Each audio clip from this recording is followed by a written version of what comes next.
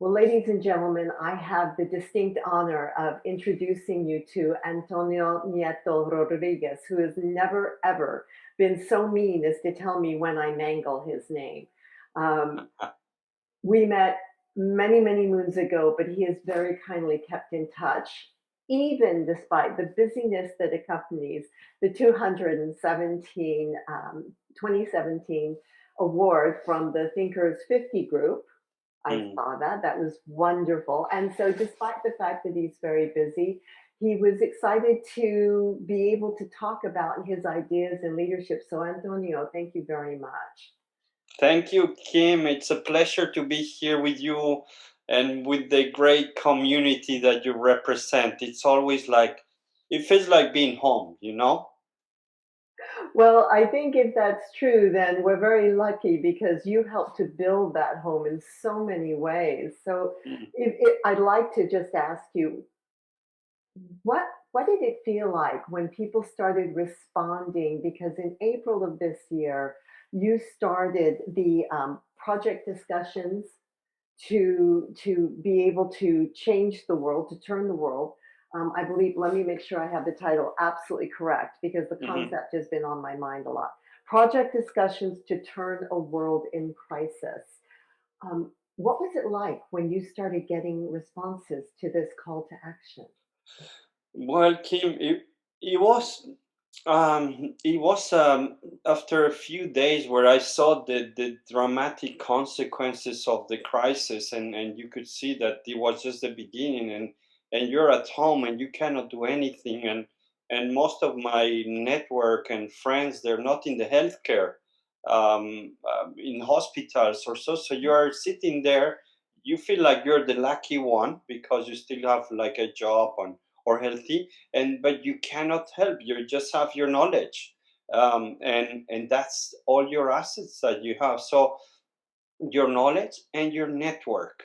And what I said, so let's do an experiment. How can we knowledge workers try to help now when, yeah, the things are happening in the hospitals, but there are many people who are losing their jobs, many businesses who are struggling. So how can we put all this into action? And I launched that initiative, which you also joined. Thank you for that, Of Kim. It course. was, well, why do we have networks? Why do we have so many connections in LinkedIn if you don't use them? Now is the time to use our network for something with a higher purpose. So I launched this quest to see, hey, let's get together and let's brainstorm and let's see how we can, um, together help in a way or another. I don't know which way. I really don't know. And maybe we can help each other first, and then we help other people. And that launched in April with like just a webinar. We were starting to use Zoom, so you know the usual struggles. How does it work? Now we are all masters in Zoom, but and I got very positive reply. I think that's one of the beauties of our networks, which many people we share, is that we want to help, either through volunteering in PMI or for other good causes. And I think this was a very important cause. So yes, the kind of, it picked momentum. We started to be 80, then 150, and in 2 months we were 400 people from all over the place. Some people we knew, Thomas Valenta, there were Peter Munkhaus, and some of the board members today from PMI. Some others we didn't know. They were just voice that the people heard about this, and we just started together. We brainstormed on where we could help. Of course, there's a lot of help we can provide on training, advising, coaching. So we split in groups, and we started to, yeah, identify people who at the end, what I realized, Kim, is that you need to go into the micro level. If you want to help, you need to go to the shop close in front of your house and say, how can we help? So it's not these very conceptual things that we tend to do, but it's going down the street and say, we can help you. There's 400 people with brains, experts who might able to help you now in this period. So it was like intense, but rewarding, if that's maybe the right word. Very rewarding. I think that when I explained why, because one of the things, because I was so busy, I missed committee meetings and I thought, that's it. I cannot disappoint people. So I launched my own little effort in conjunction because I kept missing meetings. And we decided to, as coaches, help some of the candidates who now were having to interview for jobs on Zoom, and they hated that camera. They would look at that little light and think, so we gathered a few project managers in the Illinois area, and we coached Nice. them on what to do and why you do not wear your best striped suit or shirt because it does that. But it was, we've always been a very collaborative community. But I think you took it another step and you said, remember, we don't just collaborate with each other. You reminded us that there were other business communities that we could also be a part of. Um, what what was the most surprising thing about, as people heard your message about offering and being a part of solutions rather than bemoaning the problem? What was the most surprising thing? I think the most surprising is that how many people want to help. Sometimes well, if you read the news, it's all mostly bad news. It's like anything social media, you tend to see the bad things, and actually, I think that's just the 1 or 2%, but it's just magnifying. And actually, there's huge communities. One and yours were examples, but there's so many, and for me, that's the kind of, in a bad period, we still see that we're very community driven. We're very much driven by purpose, by helping each other. That's what brings satisfaction. The purpose, helping each other, is not so much the making your career, being the best in making the most money. No, I think we're in a world where most of people just want to be useful and help and have and have that contribution. So I think that was just a confirmation.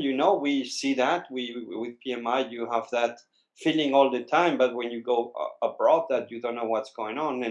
And I think this was just a confirmation that we need still to work hard to find the best way to translate all this knowledge into actions and helping everybody. I still didn't get it right yet, but I think we'll do it together. But I think the really good news is that there's so many people who want to help on a pro bono basis. This is just amazing, even if they're struggling, which is amazing. Some people were losing their jobs and they're saying, I'm here, I'm going to work on this anyway, whatever. I'm not paid, but I want to help. So I think this is just very, very nice to see. When we met, it was while you were one of the guest speakers, because at the time you were chairman of the board, I believe, of the board of directors Yeah. for Project Management Institute, and you reached out to places that I think a lot of people would have thought, shouldn't he be someplace more lofty, more important? So you did reach out to all sorts of people, but you also have been able to leverage your knowledge and your network. So you had an amazing partner come together with you to do a survey, and somewhere buried in there are my tiny little answers on project management for your book. So what was it like to work with Harvard Business Review? Well, yeah, that was one of the highlights of the year. I think the discussions went very fast. Even I've been always, my kind of purpose in project management was that senior leaders appreciate project management. That has been my research, where I spent 20 years.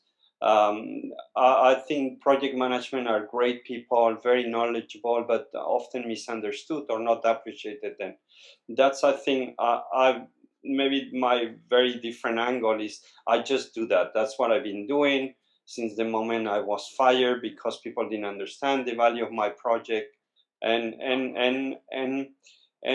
one of the goals, one of the research that I did back in 2012 was that most business schools don't teach project management. Most MBAs, the top 10, only two teach project management. So how can you expect senior leaders to know the value of projects if they've never been taught about? And of course, HBR is one of the most influential publications in the business world, if not the most. And I also researched how many articles they were publishing in different domains. In project management was at the bottom. It's all strategy, finance, innovation, leadership, and how do you get things done? Well, projects, but that's too tactical. That's not fancy. So through approaching several people, and I had already published a few blogs in HBR, so I had already a bit of visibility there. Somebody said, "Listen, we're writing this new series, and we want to renew our project management handbook, which is 10 years old, and would you be happy to do that?" So I was like, "Oh, finally, there's another door open, the one I really wanted." So, yes, I had finished to write two books in the same year. So I said, "Never again a book." And then suddenly it says HR. So I had to eat my words. My wife said, "Okay, do it." Mhm. Uh, and then one of the key things that I said, listen, you've never done a research around project management. You have such a big network of readers, and mostly senior leaders. Why don't we ask them to see what do they think? And yeah, it was not too difficult to convince them. So we launched this survey.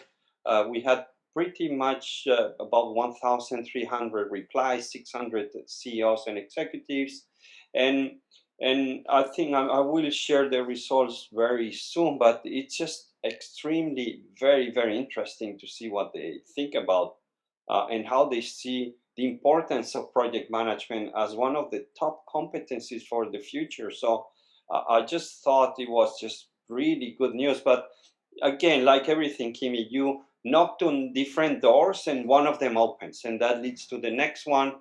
And then finally you make it. And sometimes it's through yourself, somebody's through contacts. I think that's something that we do very well in projects. We just never stop. Ever, ever. Never. I think that one of the traits that I admire most about you is that you picked up on something that many of us who are involved in project leadership, we it wasn't that we forgot it, but we took it for granted. And you reminded us that leadership in the project management capacity is just as proactive as it is a service-based kind of leadership. It can still be massively proactive and helpful.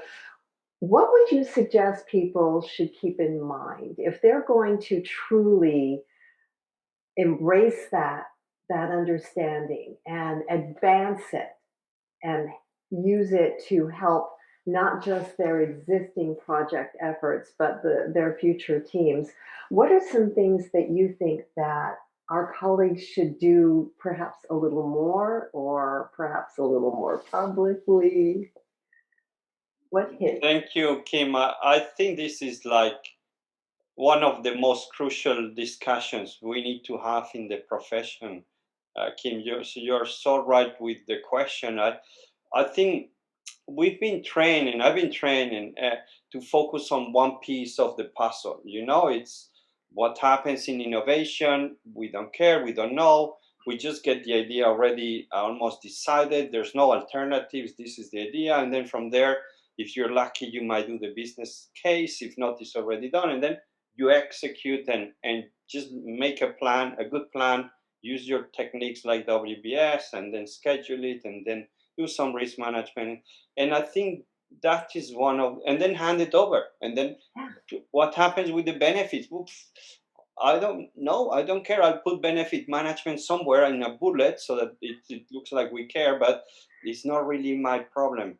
And I think we need to step up. I think we need to see ourselves as the founders of what we build. We need to be the entrepreneurs, the CEOs, which means we need to be involved. So in terms of attitude, is we need to step up in sense of first believing in ourselves. We're not just people who deliver. We are not accountable because the sponsor still is accountable, but co-accountable. It's really, we need to make it, we need to fight for these things. So it's really trust on yourself, and second, dare to challenge your boss and the organization. And I mean, dare to challenge a project which is bad. Don't start it. An idea which is not ready to be a project, send it back and say this is not ready for a project. A project which not capacity, where there are no resources, we stop it.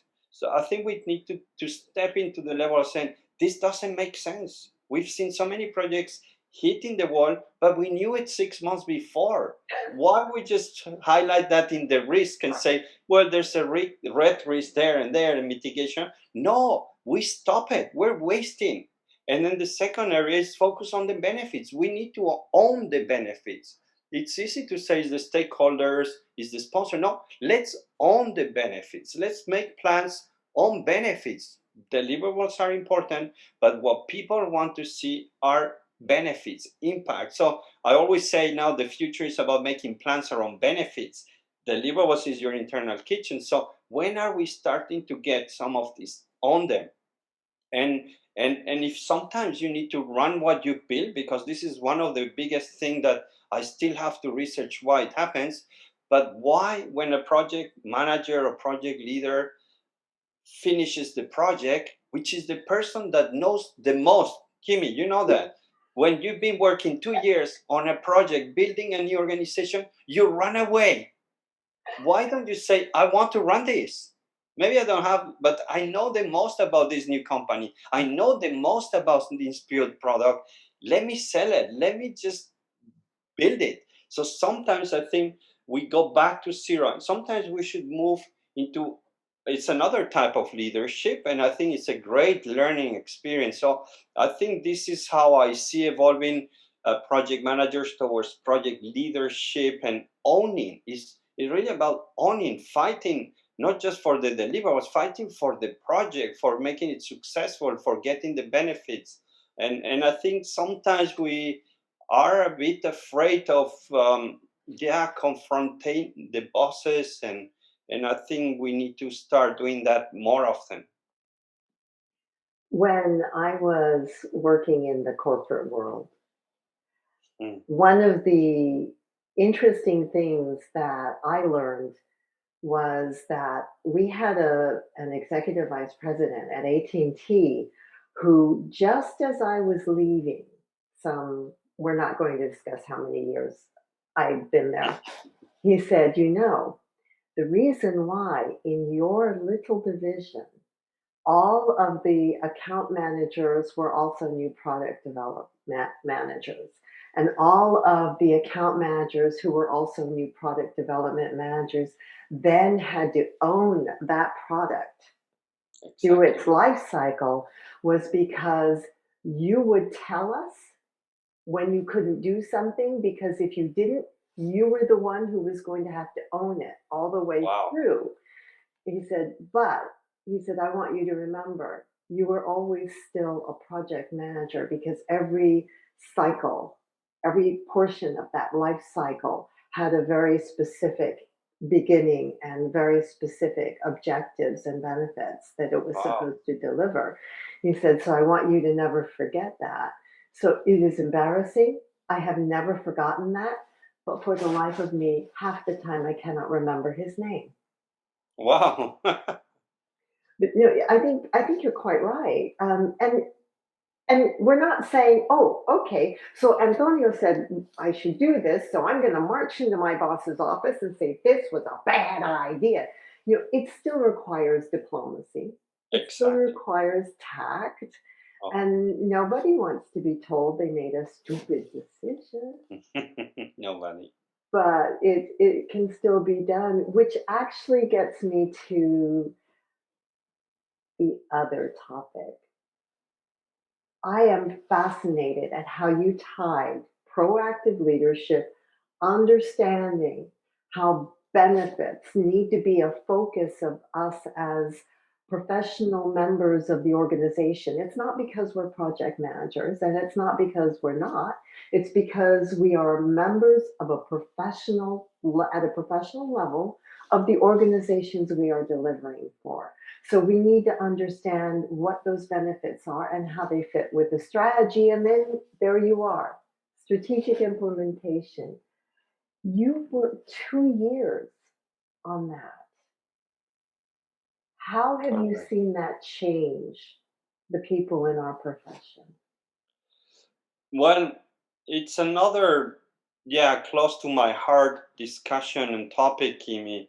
I personally felt myself like in a silo. You know, we talk about projects as silo breakers, but we are in project management silo where you move from project to program, maybe from program to portfolio or PMO. But then what next? We're stuck. I had many PMOs and people were coming, 30 years old, and they were saying, Antonio, I'm going to do 20 more years projects. What's the exit? And how can we go further? And I, um, I had the chance to do an MBA, and the MBA was really an eye opener. It's not maybe as fancy as it looks like, but for me, as I wanted to learn, I learned about marketing, strategy, finance, things that you don't really learn when you're in the world of projects. You will learn a bit on risk and but not deep inside. So I thought that it's a great combination of having like a sort of master in business or MBA and the PMP. This is like for me, always say with good leadership, like you say, Kimi, that's the triangle, talent triangle. And I don't think people can absorb or pay for an MBA 2 years. So my goal developing this kind of there's an online course, but this kind of field is let's give another opening, another path to project managers because today you can go just parallel. You can go to Scrum and Agile, you can go to business analyst or risk, but it's all parallel. There's nothing that will make us go up in different ways and that's where I wanted to open the door. We have a very strong foundation. Strategy implementation is about getting things done. But if you don't understand how strategy works, the implications of culture, the implications of business model and leadership, like you were talking, you don't grow. And I think I just wrote a post in LinkedIn about the trends of next year, and one of them from the World Economic Forum is that strategic skills are in the rise. Strategy implementation skills. So I think it's just a layer that we're missing, and I wanted to provide that so that you can now choose. Well, I want to escalate my thinking. I want to think a bit higher level, see that helicopter view and how all these elements play together. And that's kind of the idea behind it, just to help myself, other people working for me, and then all the PM, the change people who are a bit stuck. And I think we have so much good skills, but we still miss a few of them to open bigger doors. And I do think that in my book, I think one of the things that I realized with this big disruption that's happening today, Kimi, is that we all heard about the role of the COO, Chief Operating Officer. And that role is going to disappear very quickly. Operations are done by machines, but what you will start seeing is chief project officers, chief change officers. So that's where we need to move, chief strategy implementation of. So the CEO is dead. It's a role that doesn't going to exist now, but we're going as we're moving into the world driven by change. That's where we have to play a big role, and I just wanted to build that kind of step, and my course is just one idea.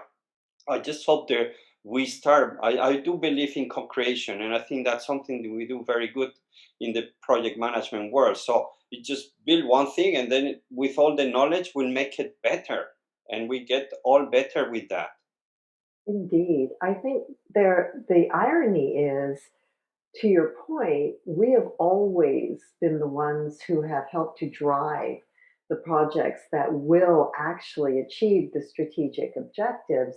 Correct. But many of us who are, shall we say, no longer in the first blush of our professional lives, we grew up in environments where we became project managers because we realized that that was something that we could excel at. And to be honest, my coding was dreadful, but as a project manager, my teams were wonderful and they soared, but we learned a lot of it by the seat of our pants, I think is the expression.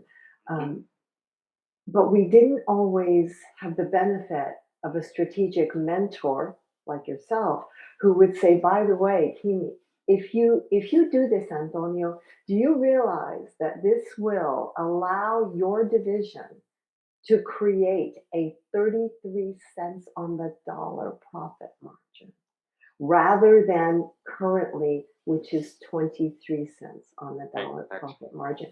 What does that do for us as an organization? Well, let's talk about this because I want you to understand why, when we came to you and said, this is the scope of what we want you and your team to build, I want you to see why that matters. It's not just a number. And Yeah. so I was very fortunate. I had an Antonio, you know, back then who said, these are dots. Correct. They all connect. So I'm very excited by what you're doing. We Thank you. called it in KSP partnership. We called it interdependency because we didn't quite grasp it the way you did, but we knew there was something there. So Mhm. I've been watching with great anticipation. I'm got my fingers crossed for that upcoming book. Um, Thank you, Kimi. Yeah, appreciate. as you see the world of project management growing and evolving, because I think that's what you're doing, Antonio. You are helping the evolution. You're pushing it forward, just you're nudging it. I think. Was it the there's a Jewish word nudge. We're going to nudge you. We're going to Mm. nudge you. As you do that, you're also seeing the face of project management is changing, and we're finally acknowledging the global aspect of project management and the diverse aspect of project management. Um, what do you see happening? What do you think project management, project leadership is going to look like 10 years from now? Oof, great question. Thank you, Kimi. Oh, that's an interesting one.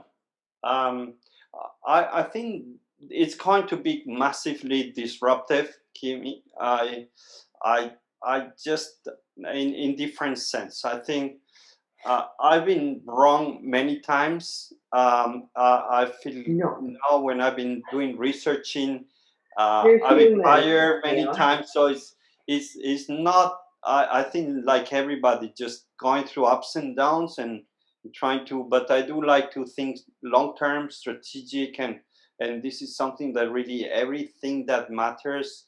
I try to look at from the bigger picture, but I've been wrong. For example, I've implemented one single project management methodology with the life cycles, that the project life cycle, same template for all the projects in the same company. I realized that that is a mistake. I've been doing that for many years. You cannot use the same tool for all your projects. And it's not either waterfall or agile. This is another wrong thing. It's not one or the other, it's both and more. I just realized today, this has just happened maybe 6 months ago. I said, I've implemented maybe 20 methodologies. They were all looking the same, but every project is different. There's uncertainties. So why we've never thought that, well, embrace agile, embrace project management, program management, continuous improvement, and just get the toolbox better. And then sometimes, and most of the times, projects will need few of the things: some agile, some scrum, some program, and some project management and change management. So I think our toolbox will expand. And product development, I think, yeah, in the past is one or the other. I think there's a convergence between product management and project management, and I hope we are the winners. I think we will. But so it's about opening up our toolbox, learning more of these skills to understand better how we can tackle the different problems, some of them short term, some of them big term, so you know how to do. I think the second big sorry, Kimi, area where we'll see massive disruption is technology. I still have problems accepting that we're still running major projects, multi-billion projects with a tool that was developed 35 years ago, which is Microsoft Project. This is like running your company with Excels. We still You do that in cannot get me started. Oh my goodness. and what you see is the PPM world, the all these tools that we've seen, they're just built up on the MS Project thing. It's time sheetings, and but we are not using the benefits of what many other industries are using with machine learning, artificial intelligence. So we're big data, we're far, but things are moving very fast. I'm doing a bit of research. One of my chapters will be about that. I've connected with amazing people who have already algorithms to predict project success before you invest. Always still learning. So but I think we'll use technology to help us do our projects better, to get rid of the 50% of our work, which still today is very manual, is very administrative. It's about chasing data and reporting. Which industry is doing that manually? No one except project management, right? It's so, and maybe the bureaucrats. Right. But so I think technology, we kind of didn't look at it. We thought maybe with what we have is enough.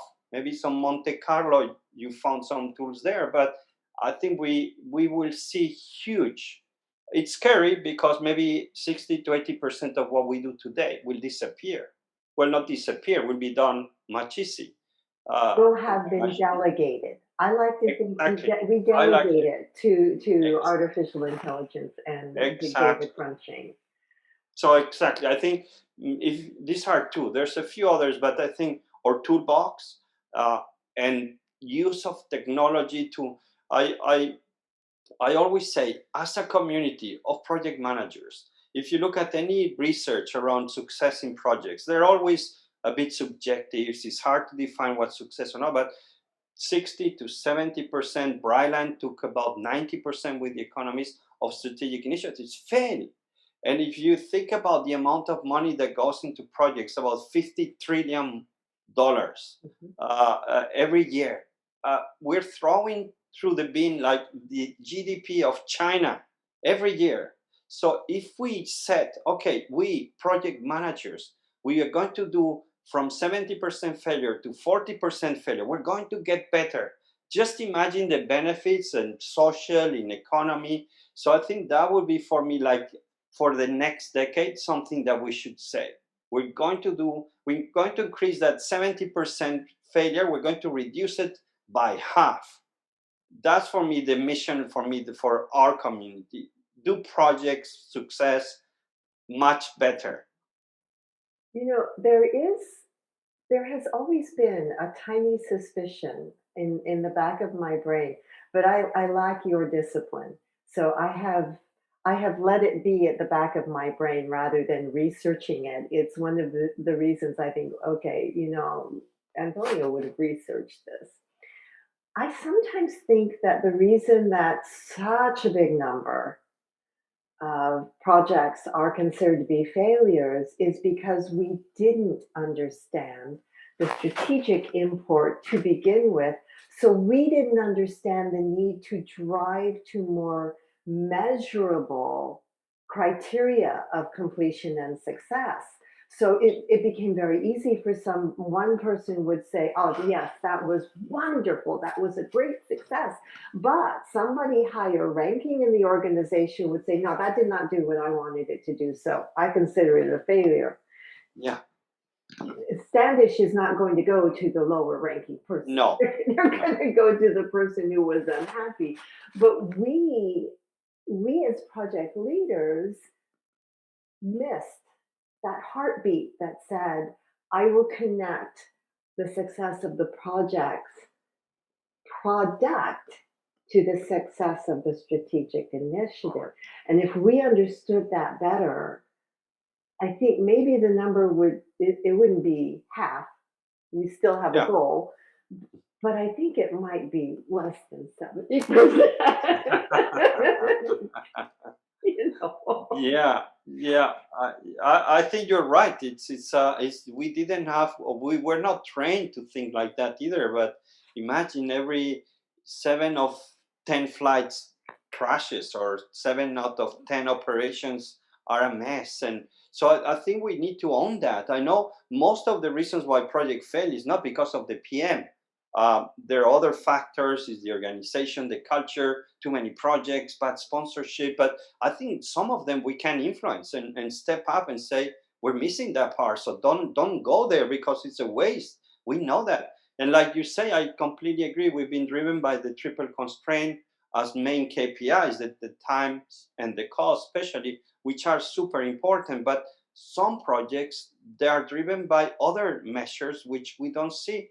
And a classic example is the Cindy Opera House, which we love to share. But Oh my goodness, if yeah. we would apply the triple constraint to that project would have never been done, because after 5 years, that was already overspending. And your KPIs keep being red of one of the most amazing projects, which just recover all the money in just 1 year. So we need to evolve for KPIs and try to influence more, try to make more visible. I'm trying to develop two new triple constraints, Kimi. One is about benefits, so it's about the impact, the Yeah. sustainability, also the risk. If you're not taking any risk, your project might be successful, but who cares? So it's also about balancing a bit. Risk taking is always linked to, so one on the benefits, one on the engagement. I think the triple constraint today is purely hard things. But how about the people? We know that projects with more engaged people and more dedicated people, if they're working 100%, they're more successful. So how can we measure that? So the second triple constraint is about the engagement, the Well, purpose, passion. oh, that meeting where we met so long ago, you and Sylvia Prickle, who is in charge of cybersecurity over at United Airlines. Yeah, yeah. She's a wonderful lady. The things you were talking about, I will have to send it to you, were the basis for a people-driven triple constraints that my partner Michael Bender and I designed. Oh, And what we said was that there were people in relationships were on the bottom because they were the foundation. If you did not have that, you had nothing. forget it. Then Right. there were expectations. What do these people expect this project to achieve? What is it that they expect you as a team to do while you are doing this? And then risk. Because if you have the right relationships with the right people, you will have an ongoing conversation about what risks are involved in meeting those expectations. I like it. And it won't be oh, no, Kimi, you shouldn't do that. What do you mean, Antonio? Of course we're going to do that because I said so. No. It would be more along the lines of, Kimi, if you were to try to just open one door at a time, maybe, instead of trying to crash through the entire building to get to the other side, perhaps we would be more successful. And because it was a conversation, instead of my getting, indignant, it would be, hmm, you know, Antonio and I have talked about this a lot. He's right. Right? We should take a more incremental approach for this first stage. And so having that conversation, but I thought I should tell you, Ah, the discussions that you had on that stage that day, they were the basis wow. for some work that we're doing. Not nearly as well researched as I would like it to be, but I will send that to you. And Please do, Kimmy. How do you call that? The pyramid of? I call it the people-driven triple constraints. I And love we it. were Yeah. calling it the pyramid of projects, but it project success. But that sounded sort of, I have not found something that trips off the tongue yet. Mm. I So like the people triple constraint. I like it. I Well, yeah, please share. We're thinking alike. well, you helped to spark a great deal of mine, Oh, and sometimes I believe we might actually want to appeal to the self-interest of our colleagues if we do not take this opportunity to push forward the evolution of our profession, then what used to be one of the most evergreen professions in the world will actually stand the risk of dying out as we know it, because you evolve or die. And just like we are starting to see little glimmers of better use of data and better use of applications, and one of these days Microsoft project will only be seen in a display in an IT museum. I like it. I want to be there to see that. I want. But everything, which also means everybody must evolve. Um, I and agree. Antonio, I cannot thank you enough for not just being generous enough with your time this morning for this interview, but also for you probably didn't even know just how often um, we refer to you, we think about what you're doing. Um, I'm really excited about the strategic implementation. I think it's going to be a marvelous step up for Yeah. the professions and for our colleagues. So thank you not just for what you're doing here with this interview, but for what you've done. And I am so looking forward to your book. So thank you again. Oh, thank you, Kim. I really touched me. Your words. I'm just lucky. I feel like I'm maybe sometimes the visible part of I don't know, thousands of people working very, very hard every day, and I try to whatever I do, or it's thanks to people like you and people who are listening. So I really I hope I'm opening doors for more people to come, smarter people to come, because I completely agree. We have a unique opportunity to make from project management something the future, and if not, like many PMOs in the past, they were disappearing. So I do think that we are in a crucial moment to step up, to really reinvent ourselves. But thank you for the super kind words. Anytime I'm here, and I'm happy to participate in more discussion and learning from you. I learn from you as well. So thank you so much. Thank you for what you're saying, and it's a pleasure. Thank you to everybody as well. Happy to Thank connect and you. keep the dialogue. Absolutely.